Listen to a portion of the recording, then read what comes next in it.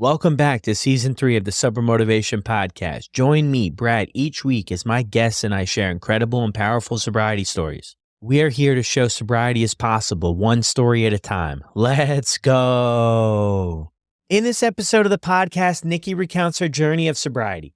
Beginning from her early experiences with alcohol in Sydney, Australia, where the legal drinking age is 18 and societal pressure to drink is high. She describes her youthful experimentation and eventual reliance on drinking during a difficult breakup, leading to a period of drinking alone. Nikki shares the challenges she faced in the alcohol-centric film industry and how societal expectations made it difficult to quit. Despite several stints of sobriety, during the lockdowns is when Nikki attempted to cut back on alcohol, finding initial success before societal pressures tempted her back. In 2021, Nikki decided to quit drinking for good, supported by a non-drinking friend and a personal realization about her health and happiness. Nikki's story sheds light on the internal battles and the societal pressures that make sobriety challenging, and she offers her insights and lessons learned for those on the similar path. And this is Nikki's story on the Sober Motivation Podcast.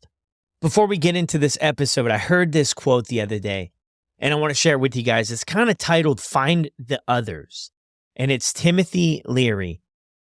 And here it goes. Admit it, you're not like them. You're not even close. You may occasionally dress yourself up as one of them, watch the same mindless television shows as they do, maybe even eat the same fast food sometimes.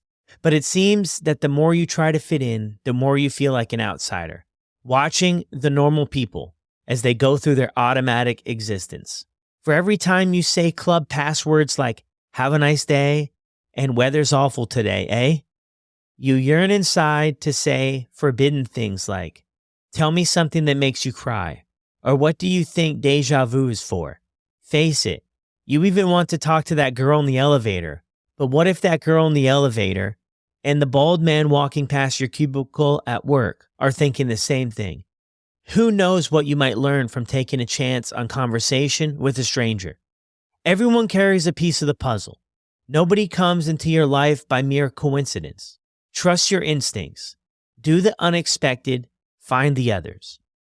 And I thought that was just incredible. And to relate it to sobriety is we take a big risk with getting sober in the sense that our social circles might shrink a lot smaller, or for some people might have to start completely over.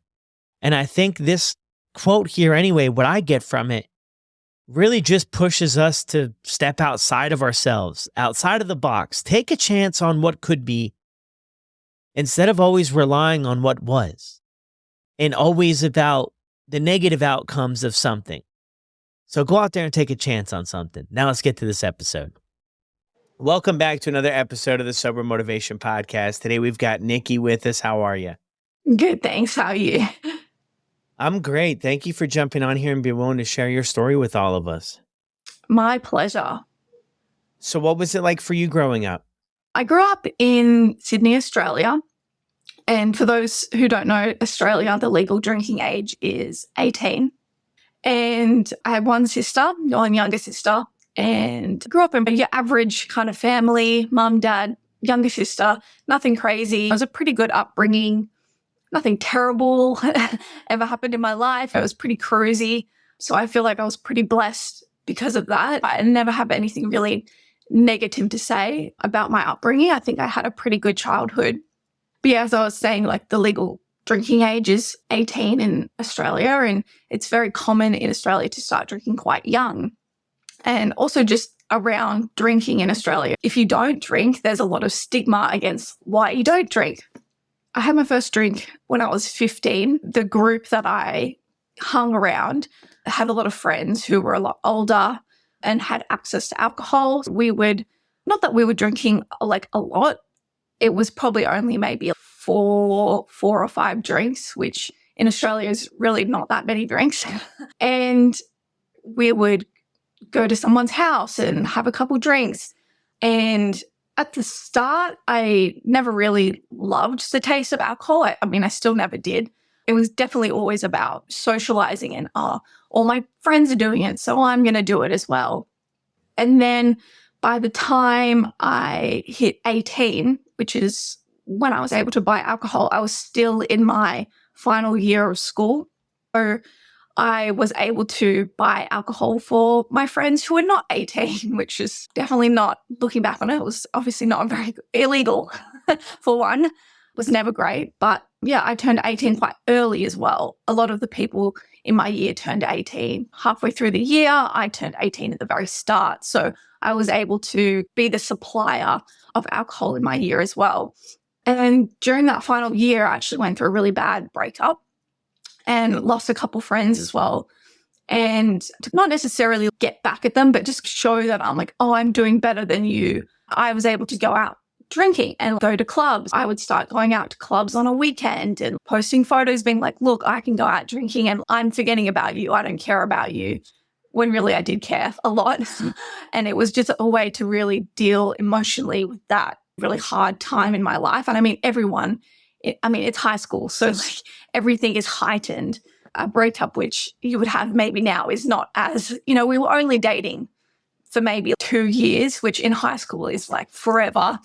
And it was really emotional when that all happened. So I really started to dive into alcohol a lot. And then that kind of spiraled to me drinking in my room, just not going anywhere, just at home, having a couple drinks, actually doing shots as well, which just looking back on it, and I'm like, what a really sad image of me just sitting in my room doing shots by myself. Just thinking back on that now, I'm like, wow, I can't even believe that's the point that it got to, is when I was doing shots by myself in my room. And then after I graduated high school, then I got into film school. At this point, I was still not as abusing it as much. I went through a stage where I was really abusing it, and then it faded down a little bit. Almost when I started film school, it was like a fresh new start. And I was like, okay, let's make some new friends, flirt with some new guys, get over that period of my life. And the film industry, as you probably know, is actually very like alcohol orientated as well. Yeah. And at film school, in the middle of class, like in between classes, all of us would head down to the pub, have a couple drinks. Still, I was never really a big fan of the taste of alcohol and always try and pick the sweetest drink possible. I hated wine, I hated beer, and I'd always go for a vodka or something with some kind of sugary drink, which I think didn't really help the hangovers the next day either. It was really bad.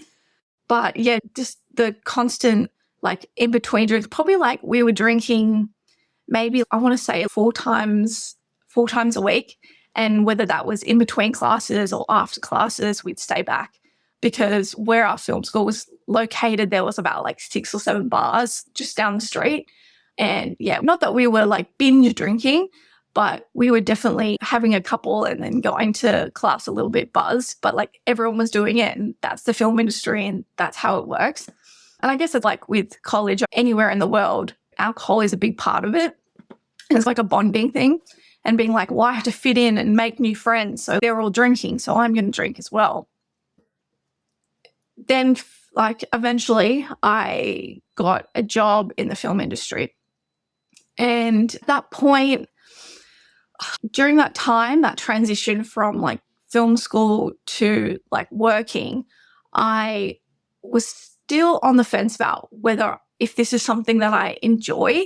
I think my brain was like, yes, this is what everyone enjoys. You have to enjoy it as well. Like you're just overthinking it. Like you definitely enjoy it. And I was almost like trying to convince myself that this is a fun thing to do, when obviously I look back on it now and I'm like, I was not having fun. Obviously you get a little bit buzzed and you're happy for a little bit, but then not even just the next morning, it would get to 10:30 and I hate this. I don't want to do this anymore. And I think going into working, I was like, oh, maybe I'll cut back a little bit. But again, the film industry is very alcohol orientated. And although we weren't in between classes getting drinks, we would go have a pub lunch and people would maybe get a drink, or the most common one was like after work drinks or like a work event. And work would supply beer and wine and the two things that I'm like, I don't really enjoy drinking that. And people are like, you just have to drink it. Like, suck it up. That's how it is. If you want to network with people and you want to talk to people, you're going to have a glass of wine in your hand. I'm like, what? But why? Like, why do I need a glass of wine in my hand just to succeed in my job? But being 20, 22 at the time, I'm like, I really want to make a career for myself. So I would literally do anything. And I would swallow my pride a little bit and be like, okay, I'll like sip on a little glass of wine and just feel sick the whole night. I'm like, why am I doing this to myself? And I remember one time I want to write scripts. That's where I want to go in the film industry. And I remember I managed to get a producer to come and meet up with me at a pub. He suggested going to a pub because that's where all the meetings are. And we went and we met up at a pub and I got him to read my script. 22-year-old me, I'm like, oh, what's he going to say? This is exciting. I'm going to drive there, get a park, get there early. And like he arrives and he goes, oh, let me buy you a drink. And I'm like, oh, I'm actually driving. I'm not drinking. And he's, oh, that's no good. That's no good. Just leave your car here. It'll be fine. I'll still buy you a drink. And I'm like, no, I don't really want to leave my car here. And he's like, you've got a drink. That's like, how are we going to chat through this if you're not having a drink? I feel weird having a drink. And I think it's quite funny. I don't know if that's like a common thing around the world, but it's definitely in Australia. If you tell someone like, oh, I'm not going to drink, like it's almost like they're offended. And they're like, what do you mean you're not drinking? Like, I can't have a drink if you're not having a drink. I'm like, why can't you have a drink if I'm not drinking? Like, why is it such a big deal that I'm not having a drink? Does that really affect your night that badly? And I said to him, I'm like, oh, look, I'm not drinking. And he's like, look, this is really not great. If you really want to make it in this industry, like you have to have a drink. Like, this is where all your meetings happen. This is where all your networking happens. It happens in a pub. And if you're not participating, like, it's a bad look. And it really took me back a little bit because during that time I was in that back and forth about whether is this something that I want to continue doing? It doesn't make me feel good. And that's why I would drive everywhere, because I'm like, I don't want to drink. And maybe that's my excuse for not drinking, is that I'm driving. So I don't want to have any alcohol. But I still found myself with the struggle of not fully committing to what my true self was saying to my heart was telling me. Like, looking back, my heart was really being like, this is not good. You shouldn't be doing this. It's not something you enjoy. It's really not benefiting you, like, health-wise either. You're waking up feeling crappy the next day and your whole like weekend's wasted, which obviously is a very common thing. But, you know, I still was like, no, my career is number one. I will do literally anything at this point to try and succeed. So you mentioned you never really enjoyed it. So, I mean, what was keeping you going back? You had to have it for your career.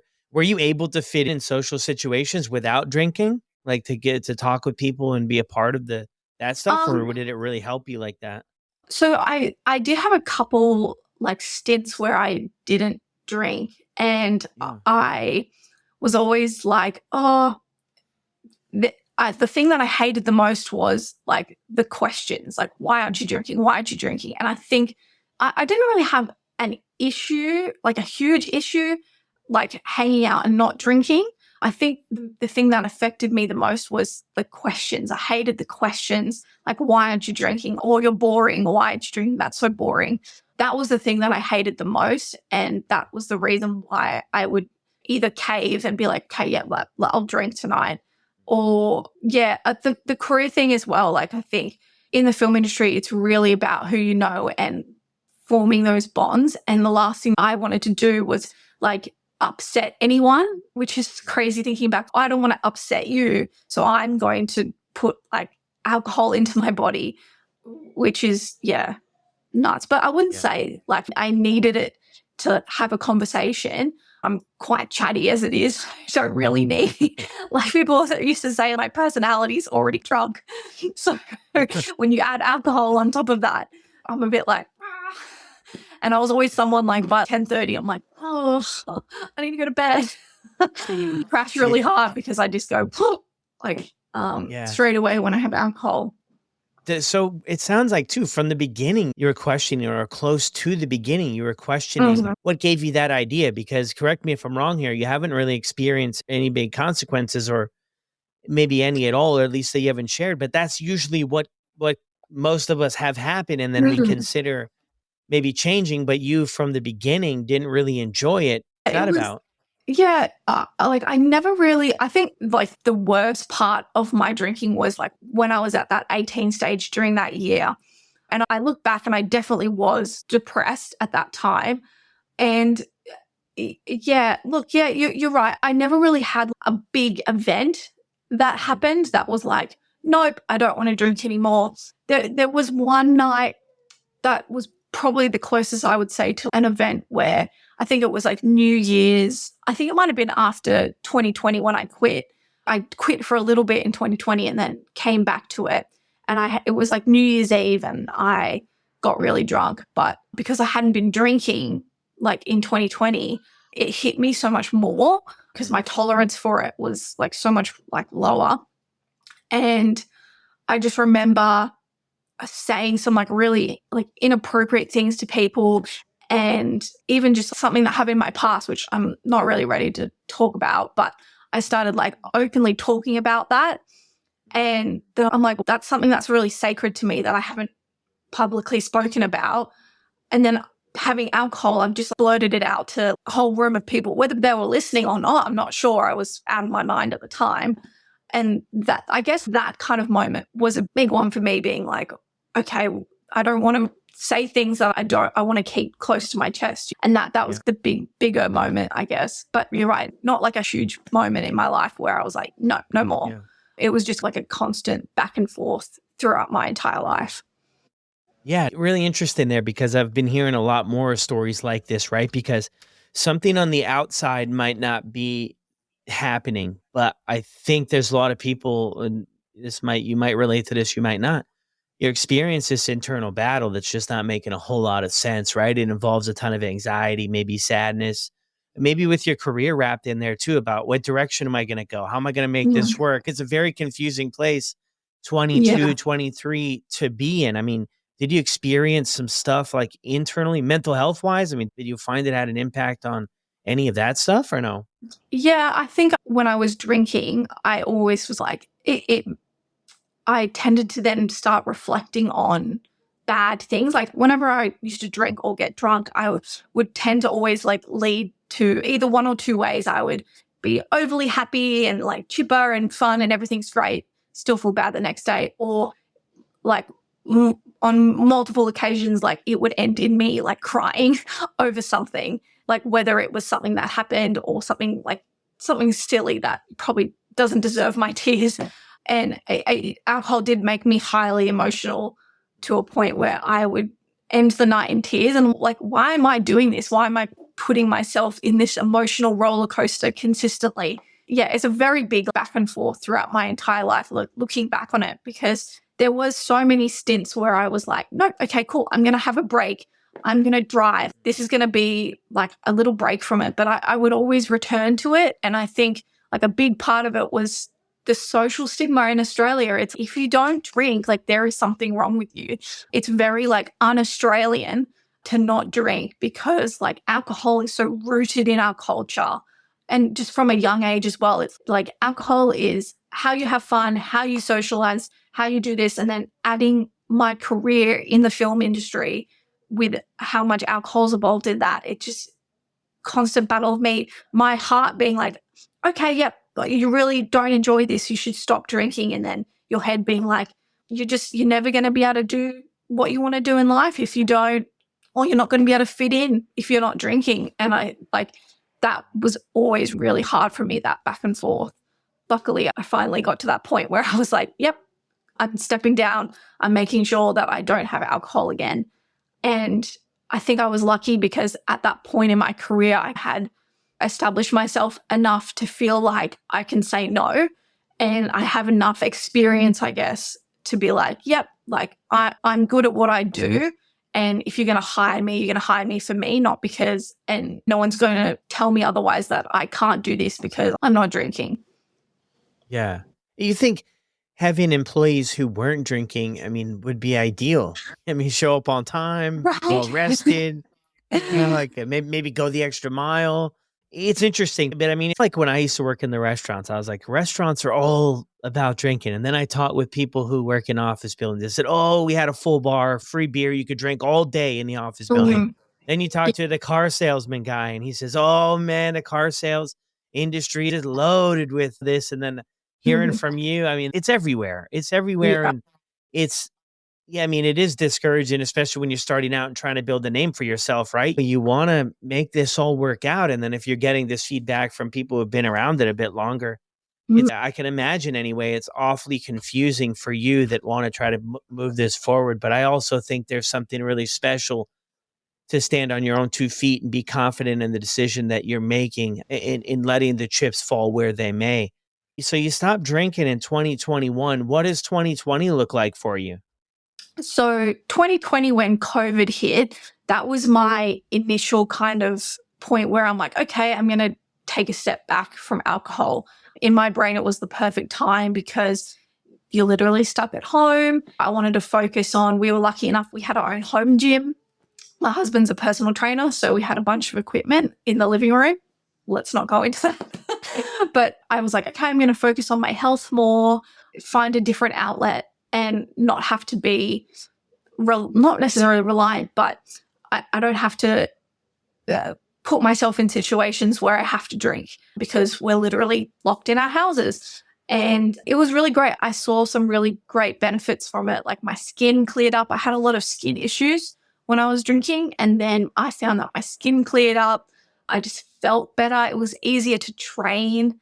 I started actually drinking coffee a little bit more. And I don't know whether if I replaced alcohol with coffee, but I always loved coffee though. So I don't know if it's a little bit different, but I did find that my coffee intake went up. I don't know if that's just because we were in lockdown and there was nothing else to do except like Uber Eats or coffee. Then once because we went through kind of 2 lockdowns in Australia, after the first lockdown, when we all started to go back to work and things started opening up again, I've done, I think at this point it was like 7 months of not drinking. I was like, should I keep going? Should I like not have any alcohol anymore? Or I was really like unsure because, we started going to events again. And I remember the first couple of events I went to when I was still not drinking, they're like, oh, you stopped drinking. That's really great that you did that in COVID. Because a lot of people did it in COVID, like they did stop drinking. And they're like, oh, but you're gonna start again. You're gonna come out with us. You're gonna come to the bar. You're gonna have a drink. And I'm like,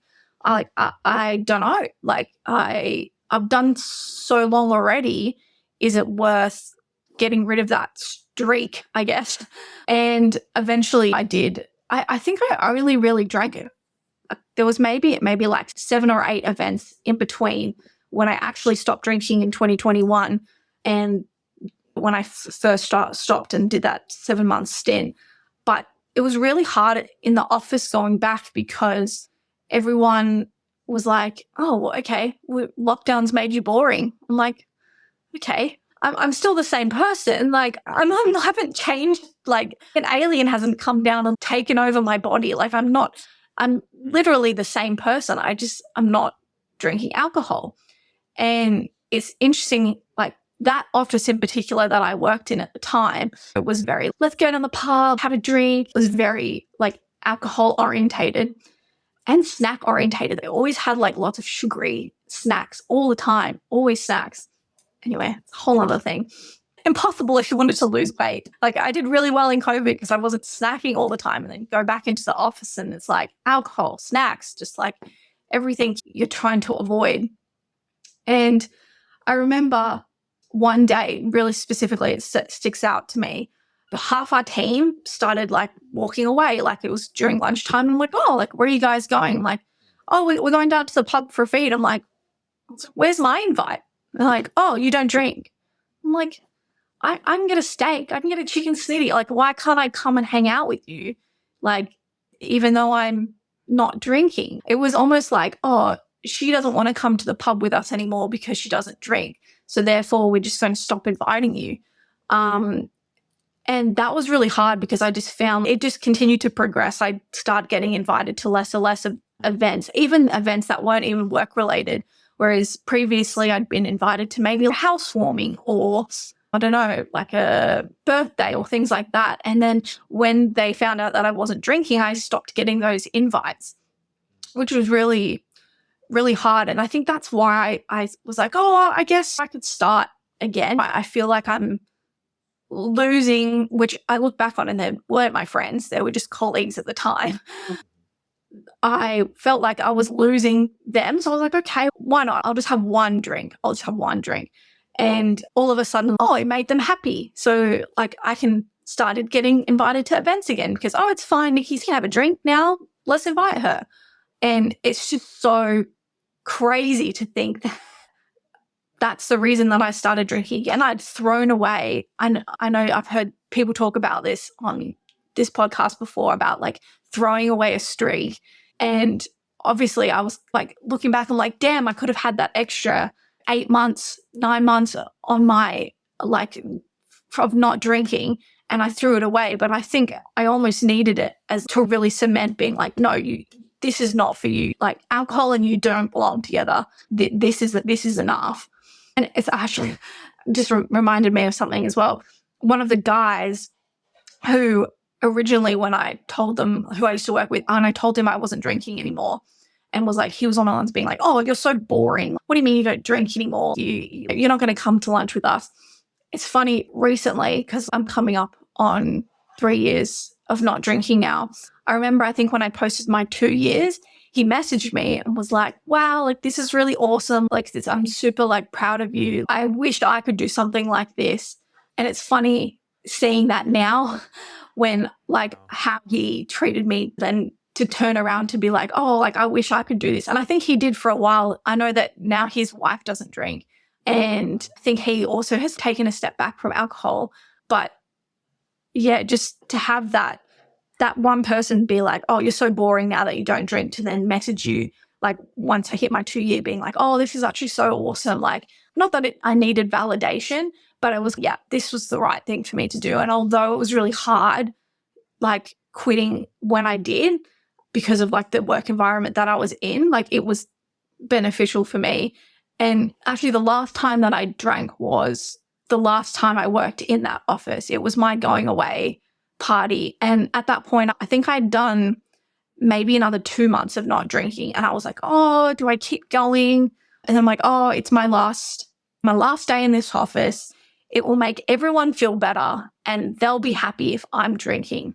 It won't make me feel good, but it will make them feel good. And because all they want to do to celebrate you, because I worked in that office for 5 years, they want to celebrate you, which is lovely, but their way of celebrating me is buying me drinks.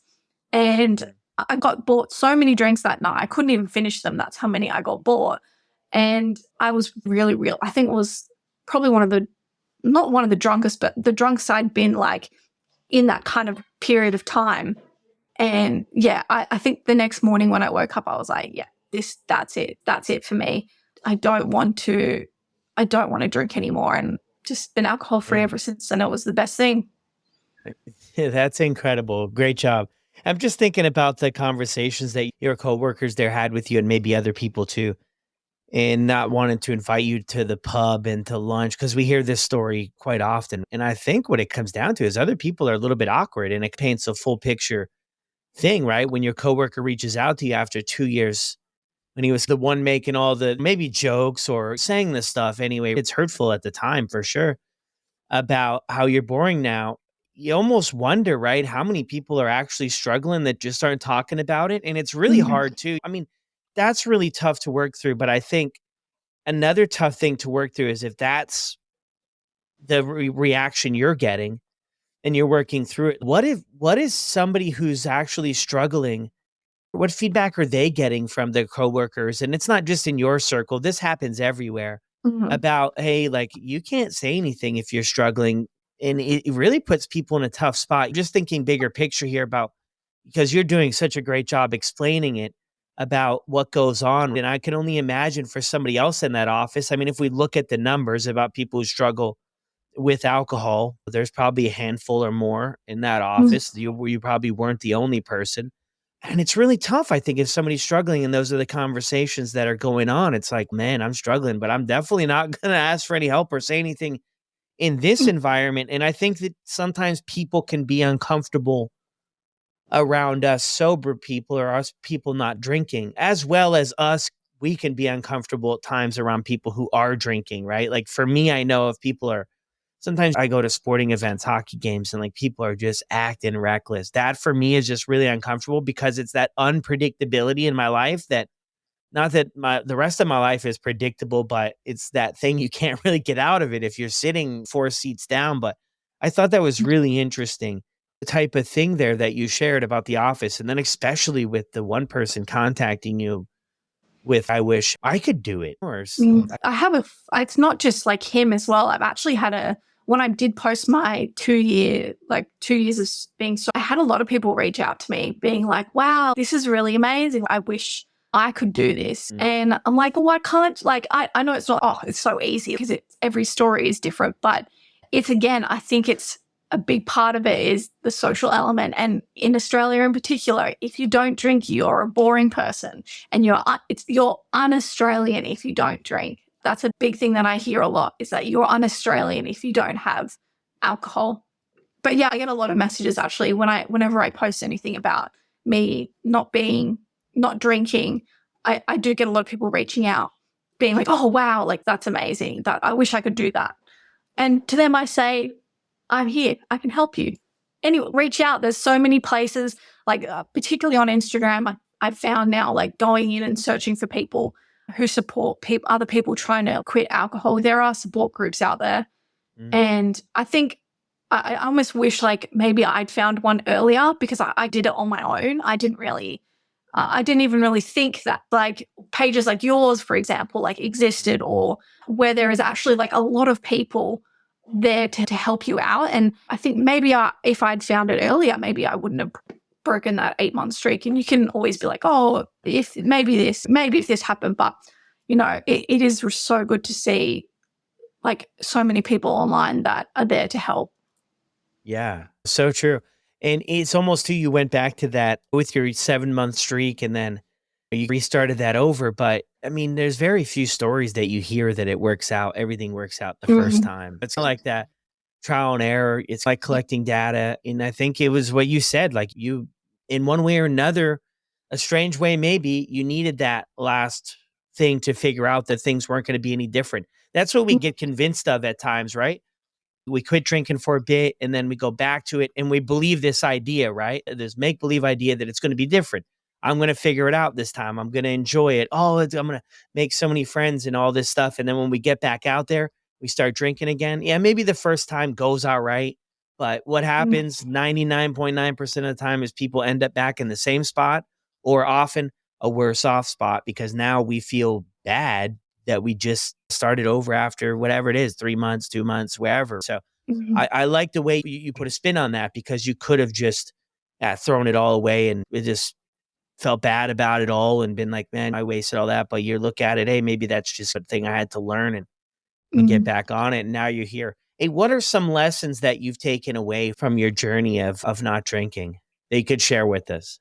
I think like lesson wise, I feel like I'm too young to give someone a lesson, but I think something that really helped me is like my best friends also doesn't drink. And we started hanging out. It was probably around 2021, maybe.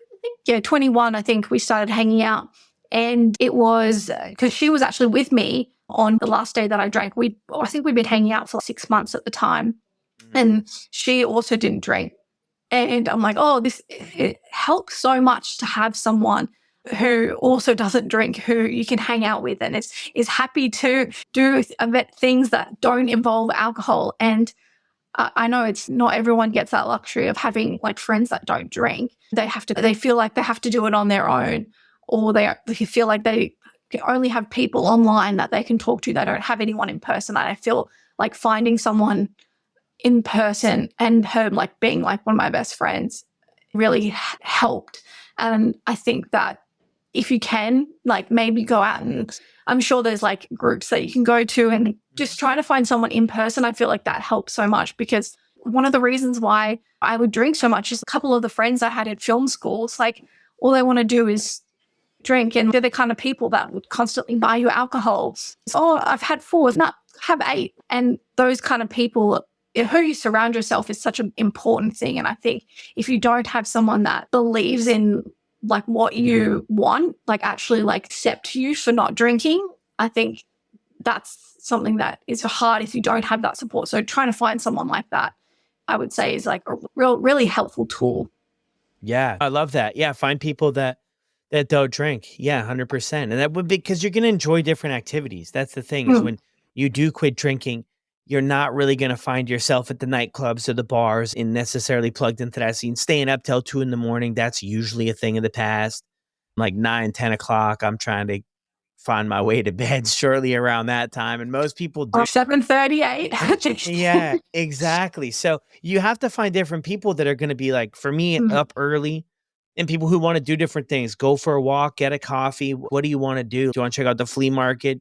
Do you want to Yeah. just wander around the Apple store? Like you have to find people that are going to be wanting to do different adventures. And I think that's super important to get connected with people. And I love that too, how people who respect your boundaries, people who respect and appreciate what you're doing in your life. And you had a lot of people in different situations who were questioning, what's this whole decision you're making when you knew in your heart it was the right one to continue with? So what's it like the first day? I mean, the first couple weeks, you already had 7 months too. So you already had a lot of experience and you had some Mm. other time not drinking too. So was it just like picking up where you left off before? Yeah, I think it definitely felt different though, that when I actually decided, it was almost like it's almost like that when I actually did stop drinking officially, it was almost like a weight lifted off.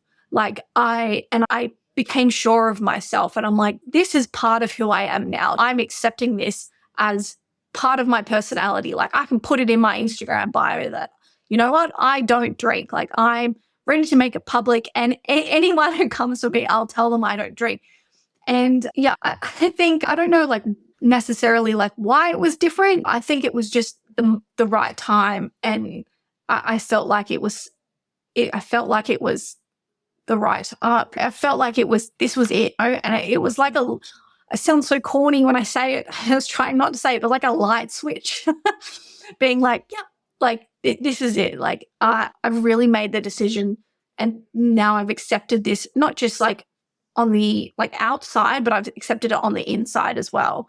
But even saying that, so I was pregnant in 2020, like I had my son in 2023 in May, and like now I'm breastfeeding, and I even do still catch myself when people are like, oh, do you want to have a drink? And I'm like, oh, I'm actually breastfeeding. Like, Mm. and using that as an excuse. And it's almost like instinctive. Like I don't mean to do it, but sometimes I'll still make a different excuse to why I don't drink. Or like I'm pregnant, or I'm breastfeeding, or I'm driving. And I think, I'm like, why did I do that? I already have it in my bio that I don't drink. Like why am I like all of a sudden still making excuses? And it's funny that it's still, even now, like I've done it.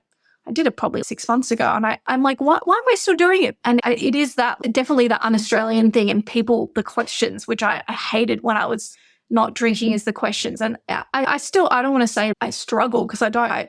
Once I fully accepted it myself that I was not drinking, I was like, I haven't really craved alcohol at all. The one thing that I like would probably miss is like a margarita. That was my go-to drink near the end.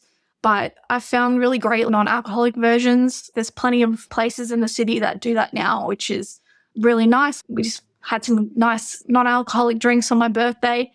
But Yeah, that is interesting too. Yeah, it's always that, and especially new people. If you meet new people, like what mm, I mean, it's still tough, right? It's what are people going to think? What's it going to be? And you have this other stuff. Like I get it, I get 100%. But I mean, and I mm, think it is really good. And the thing too is we don't have to tell our story to everybody. I think some people get mm, nervous when they first start to get sober. What am I going to tell everybody? How do yeah. I mean, you don't have to tell everybody play by play. You tell people what you're comfortable with and leave it at that. And the vast majority of people, I think if you share a little bit with them, they're going to respect the decision. And there's always going to be people who don't, and they just don't. And that's okay. It's no reflection on us. It's just their experience with alcohol and people not drinking alcohol. And honestly, I think it makes people really uncomfortable sometimes. And that's like for them to figure out, and we don't have to carry everybody else's baggage around with us. But Mhm. hey, I've really enjoyed this, Nikki. Is there anything else that you want to share with us before we sign off? Um, I really appreciate everyone like online, like the online community, I guess, that I found myself in. I feel it's inspiring to hear a lot of people's stories. And even just like using the word like sober, I was like, oh, do I deserve to use that word? Because I never really had an abusive relationship like with alcohol. I did a little bit, but not a huge one. I'm always thinking, do I deserve to use that word? And hearing a lot of people's stories are quite similar to mine. And I'm like, you know what? Yes, I am like loud, proud, sober. I feel like I deserve to use that word, as I know like a lot of people maybe use that word as like a way to be like, oh, they had a really hard addiction. But I feel like listening to everyone's stories, and when I hear ones that are similar to mine, I'm like, okay, cool. I'm not the only one. I'm not just can still say like I'm sober and not have to have had a super extreme addiction to it, if that makes sense. Yeah. Did you ever message me that question or no? No, that I don't wasn't think you. so. But it's good to Somebody's think that. Yeah, somebody's messaged me that, like, that shared a little bit, and they were like, "Yeah, does it fit?" I mean, I think it's great that whatever you identify with and whatever you wanna use to describe your journey. I mean, when you look up the word sober, I don't think it has the severity of the struggle in there. I think it's about the way you live and the way you move forward, and I mean, I'm always a big fan of too, like, recovery too, about continuously working on things, right? For me, getting sober wasn't the ultimate solution. It would gave me an opportunity to start to work on everything else in my life that I needed to keep this thing going. But I love that. And it's also the spot where I'm envisioning you getting sober at and not drinking is a very difficult one because you can often convince yourself that I'm not that bad. Look at everybody else. It's the same. I'm just doing what they're doing. Come on. So I think it's a very inspiring story that you were able to get ahead of this thing because hearing so many stories, I know that this thing is progressive. So because you had a control of it today, a lot of people share. And they don't know exactly when they lost the handle on things and things really started to go downhill.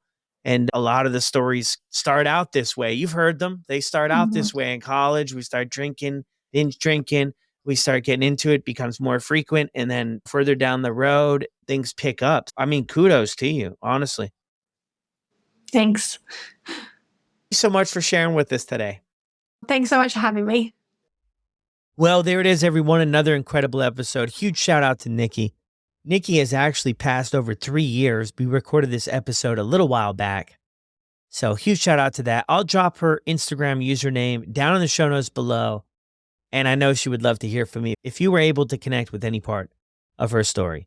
I think this is an incredible story because I think in Nikki's view there, she got off of the train rather early before things maybe got worse. Nobody really knows, I guess, if they're going to.